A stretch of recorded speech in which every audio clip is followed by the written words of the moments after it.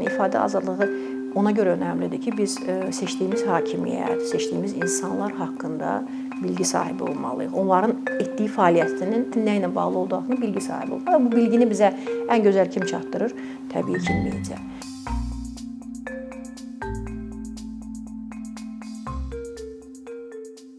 Media etika predmetimizi müəyyənləşdirək özümüz üçün. Media etika nəyə lazımdır? Ümumiyyətlə, media etika lazımdırmı? Sual əslində ritorikdir. Deyəcəksiniz lazımdır və mən bununla da öz çıxışımı bitirə bilərəm. Çünki təbii lazımdır. Biz hamımız buna əməl edirik və gözlənilməlidir. Amma media etika çox zaman gözlənilmir və ciddi problemlər yaşayırıq bununla bağlı. Nə üçün?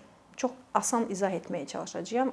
Media etika və insan münasibətlərinin, auditoriya münasibətlərinin iki tərəfi var. Auditoriyadır və ikinci həmin qocaman, böyük, çox sürətli inkişaf edən media industriyadır. Auditoriya tərəf deyir ki, mən məsumam, mən sadəcə oturmuşam, izləyirəm, baxıram və qiymətləndirirəm və çox zamanda bu verilən informasiya selindən mən razı deyiləm. Bu auditoriya tərəfin yanaşmasıdır. İkinci tərəf isə mediadır. Media bizə belə gələndə bilgisayarlardır, televiziyadır, radiodur və s. Amma onları bu predmetlərin arxasında böyük bir industriya durur. O industriya artıq 2 əsrdir, daha da qloballaşıb və onun özünün təbii ki, tələbləri və özünün sistemi var. Və media nə deyir bizə? Media deyir ki, sən mənim auditoriyamsan, mən sənin istədiyin informasiyanı sənə verirəm və bununla bizim aramızda olan münasibətləri nələr tənzimləyir? Sizin sayınız, auditoriyanın sayı. Əgər baxırsansa, yəni çox sadə deyilən bir şey var, izlənmə sayı var, reytinq deyilən bir şey var və çox bununla rahat biz tənzimləyə bilərik. Əgər izlənmə sayın bu qədərdirsə, demək sən oturmusan auditoriya olaraq məni izləyirsən və məni bəyənirsən. Və media son olaraq bu auditoriyanı yönəltmək üçün ona təklif etdiyi həmin o reytinq dediyim o izləmə sayını qaldırmaq üçün nə ilə məşğuldur? Sənin istədiyini sənə veririm? Yox. Çünki onun istədiyi materialın biznes potensialı yoxdur. Sadəcə sənə nəyi sata bilər anlamından çıxış edərək sənə xüsusi bir kontent yaradır. Və burada etika məsələsi ortaya çıxır.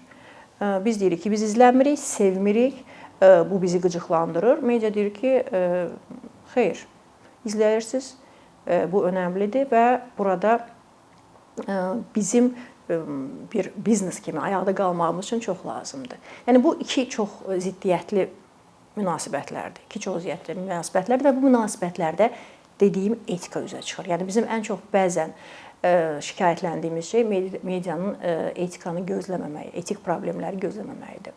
Və mediada etikanın gözlənilməyi nə üçün önəmlidir? Hüquqşünaslar, həkimlər, elə sahələr var ki, orada etik problemlər sırf insanlarla bağlı olduğu üçün çox gözlənilir. Amma mediada bu sırf bir fərdlə ünsiyyət deyil, bütöv bir kütlə ilə ünsiyyətdir və sənin verdiyin kütlə stereotipləri ola bilər. Ona görə də sən məcbursan ki, bu etik qaydaları gözləyəsən. Dilema, yenə də dilemadır. Sən rəqabətə davamlı olmalısan, ayağının altındakı torpağı itirməməlisən və bunun üçün də bəzən doğranıb zibil vedrəsinə atılmış banu haqqında informasiyanı verməlisən. Etik olaraq düşünürsən ki, bu haqda informasiyanı vermək, bunu yaymaq düzgün deyil, amma yəni sən bunu düşündükcə, düşündüyün sürəcdə digər bir rəqib kanal bunu verir. Heç bir etik dilema hiss etmədən, sadəcə reytinqdir, bu oxunacaq, bu çox qızardılmış faktdır, bunu atacağıq kütləyə və bu çox maraqlı bir şeydir. Və burada bu dilemanı necə həll etmək lazımdır? Çünki yenə deyirəm, söhbət biznes, media industriyadan gedir, söhbət ayaqda qalmaqdan gedir və sən düşünürsən ki, bəzən mən ola bilsin ki, standartlarımı aşağı salım. Standartlarımı aşağı saldıqca auditoriyanın hansısa bir ümumi nöqtələri tapım və auditoriyaya sırf yenə də reytinq gözü ilə baxım. Yəni, bu an əslində reytinq nədir? Elə bir sehirli, qorxulu söz də deyil. Reytinq nədir? Bu an siz mənim reytinqimsiniz, düzdür? Bu an məni dinləyən insanlar mənim reytinqimdir və bu demək deyil ki, onlar hamısı mənim dediklərimi qəbul eləyir. Amma sayı var. 30 nəfər izləyir bunu. Kimsə nə bilim mətbəxdə işi ilə məşğuldur, kimsə telefonunda chatla məşğuldur, kimsə mənim sözlərimi dinləyir və mənimlə razıdır, kimsə əksinə. Amma bu mənim reytinqimdir və həmin reytinq mənə əsas verir ki, mən etik qaydaları pozum və əgər pozuramsa nə üçün pozum? Yəni bu baxımdan nə üçün daim bizdə sorğu yaradır, içərimizdə bir etiraz doğurur. Çünki etikanın gözlənilməyi, media etik problemlərin həll olunmağı çox buna daxili ziddiyyətli bir şey deyirlər. Yəni sən ya qazancını itirməlisən, ya sürətini itirməlisən, ya da məğrur təklikdə mən etikam, mən doğruyam, düzgünəm, təklikdə qalmalısan, amma düşünməlisən ki, bu sənə heç vaxt real pullar gətirməyəcək. Bu problemin bir tərəfi. Nə üçün bizə ifadə azadlığı? Yəni ifadə azadlığı ona görə önəmlidir ki, biz seçdiyimiz hakimiyyət, seçdiyimiz insanlar haqqında bilgi sahibi olmalıyıq. Onların etdiyi fəaliyyətin nə ilə bağlı olduğunu bilgi sahibi olmalıyıq. Bu bilgini bizə ən gözəl kim çatdırır? Təbii ki, media. Əgər bilgi sahibisənsə, fikir sahibisən və bu fikir artıq toplumda başlayır cərəyan etməyə, səni doğru yönəltməyə. Digər tərəfdən bəzən bunu liberal dəyərlər tərəfdarı həmişə deyirlər ki, medianın bir anlayışı da var, bir funksiyası da var ki, sorğulamaq, soruşmaq, kontrol etmək və s. Bəzən media yüklənirlər bu baxımdan, kifayət qədər çox yüklənirlər ki, media sorğu sormalıdır, araşdırmalıdır və s.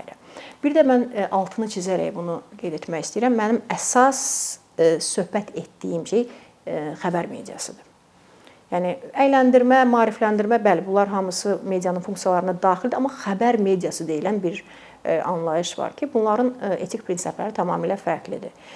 Düzdür, xəbərin də kommersiyalaşmaq, xəbərin də dəyərə çevrilmək, xəbərin də pul qazanmaq potensialı, biznes potensialı var. Amma digər tərəfdən xəbər daha etik, xəbər mediası daha etik gözləntilər var ondan, o daha etik olmalıdır. Bu etik anlayışlar nədir? Bu bizim çox sevə-sevə danışdığımız etik anlayışlar nədir? Çox sadə şeylərdir. Yəni əvvəldən elə bu peşə yaranandan dəyişməyən şeylərdir. Bəziləri ola bilsin ki, öz platformalarına görə bir qədər fərqlidirlər. İnformasiyanın qaynaqları nə dərəcədə səhihdir? Bu sözü sevmirəm əslində, amma səhih nə qədər dəqiqdir, nə qədər doğrudur. Yəni çox məşhur bir formula var ki, informasiya ən azı 3 bir-birindən asılı olmayan qaynaqlardan təsdiqlənməlidir və yalnız bundan sonra sən onu yayımlaya bilərsən. Bu, yəni sırf professional, yəni etikanın içərik fərqlidir. Sənin məsələn intervyu aldığın, işıqlandırdığın insanlarla münasibətin etik tərəfləri, sənin biznesinin etik tərəfləri, jurnalistika biznesinin etik tərəfləri, sənin davranışının etik tərəfləri. Ona görə də bunlar hamısı özü xüsusi demək tənzimləmələrə məruz qalmalıdır.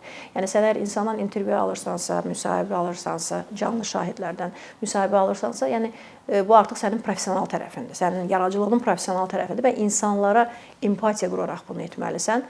Bu da çox ziddiyyətli bir tərəfidir. Yaxud sən hansısa bir olayı işıqlandırırsansa, oradakı insanlarla münasibətin, oradan sənə gələn hansısa hədiyyələr, sənə olunan lütflərlə bağlı bütün bunlar da bir başqa etik dilemmadır və əsas da xəbəri işıqlandırmaq, kontenti işıqlandırmaq tərəfin. Əslində həmişə deyirlər ki, cəmiyyətdə hansısa bir fikir yaranırsa, onun haqqı var. Əgər bir fikir də varsa, o səslənməlidir. Ona görə də sən əgər bir materialı işıqlandıranda, o ən zəif səslənən fikrə də yer verməlisən. Buna pluralizm deyirlər. Çünki bəzən pluralizm dediyimiz şey ona gətirir çıxarır ki, bir neçə ildən sonra həmin o nadir, heç kimin demək dəstəkləmədiyi fikir gəlir çox önəmli bir fikrə çevrilir. Yəni adətən bu parlaq fikirlər həmişə ideyalar elə olur. 50 il öncə çox cəsarətli sayılır, amma 50 ildən sonra görürsən ki, bu artıq adi, mainstreamə çevrilir. Bəs medianın etik prinsipləri çox ciddi formada pozulanda nəyə gətirib çıxarır? Etik standartları biz hər dəfə aşağı salırıq. Hər dəfə biznesə görə, hər dəfə kapitalizmə görə, hər dəfə reytinqə görə aşağı saldıqca, bu standartlar dəyişdikcə bizim yaradıcı qabiliyyətimiz azalır, bizim kreativliyimiz azalır. Yəni bu çox ciddi problemdir. Digər tərəfdən çox vacib bir şey, etik problemlər gözlənmədikdə biz öz şəxsi, özəl həyatımızı itiririk. Özəl həyatımıza müdaxiləni itiririk ki, bu da çox vacib bir momentdir.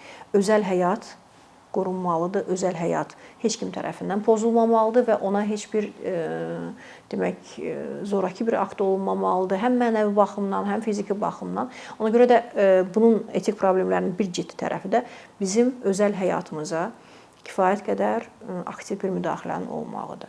Yəni ümumi standartları qoruyaraq və ümumi standartları aşağı salmadan biz medianın etik qaydalarını hökmən gözləməliyik. Və mənə elə gəlir ki, Azərbaycanda əsasən insanın özəl həyatına müdaxilə ilə bağlı ciddi problemlər yaranır və informasiyanın özünün yaradılması ilə bağlı ciddi problemlər yaşayır. Çünki bizim təqdim etdiyimiz informasiya, xüsusilə xəbər mediasında kifayət qədər keyfiyyətsiz olur. Çünki həm baxılmır, həm səhih olmur, həm operativ olmur və s. Siz yəni yəqin görmüsünüz ki, sosial mediadakı verilən xəbərlər daha operativdir. Əslində bu xəbər mediasının görəvidir. Daha operativ, daha sürətli xəbərləri çatdırmaq. Ona görə bu baxımdan həm peşəkar baxımdan, həm insani baxımdan etik problemlər bir sıra onların gözlənilməməyi bir sıra fəsadlar doğurur. Əkinçinin yeni videolar haqqında məlumatlı olmaq üçün kanalımıza abunə olmağı və xəbərdarlıq funksiyasını aktivləşdirməyi unutmayın. İmkandan istifadə edərək cari patronlarımıza işlərimizi davam etməyə yardım olduqları üçün dərin təşəkkürümüzü bildiririk. Əkinçinin Patreon icmasının üzvü olaraq siz bizim təşəbbüsə dəstək göstərməklə bərabər hazırladığımız materialları hər kəsdən öncə izləmə imkanı əldə edəcəksiniz.